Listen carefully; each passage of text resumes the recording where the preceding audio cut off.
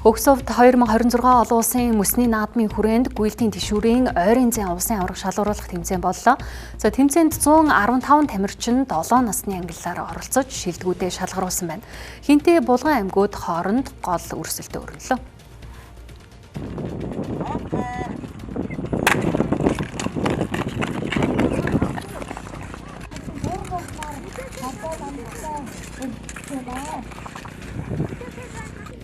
Үжицсэн.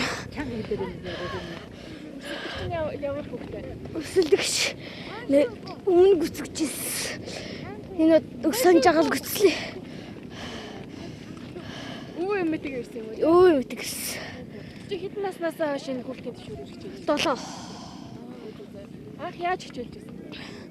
Анх гүндлээ багшангаар дээр ороод одоо ингэж өчсөн. Гол онцлог нь хатгал суурин зохиогдож байгаа 1986 онд хамгийн сүүлд одоо улсын хэмжээний улсын аварга шалгаруулалт тэмцээн зохиогдсоос хойш 40 жилийн дараа зохион байгуулж байгаараа бас нэлээд онцлог тэмцээн болж байна.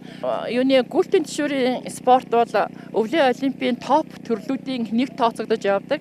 Тэгээ мөсний баярт давхцуулан бид нар энэ тэмцээнийг зохион байгуулж байгаагаар олон нийтэд сурталчлан таниулах энэ спортоор бас хичээллэх тамирчдын одоо урам зоригийг өгөх орон нутгийн тамирчид багш нарыг бас ажилд нь бас дэмжлэг үзүүлэх зорилготойгоор энэ тэмцээнийг зохион байгуулж байна. За гол өрсөлдөө одоо манай Хөвсгөл аймаг Булган Хинтээ гэдэг аймагуудын дунд ширээ өрсөлдөө болж байна.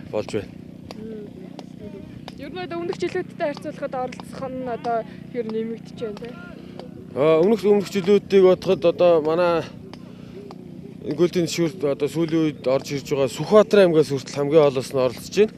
Тэгээд Сүхбаатар аймгийнхаа баг тамирчдад баярлснаа хэлнэ.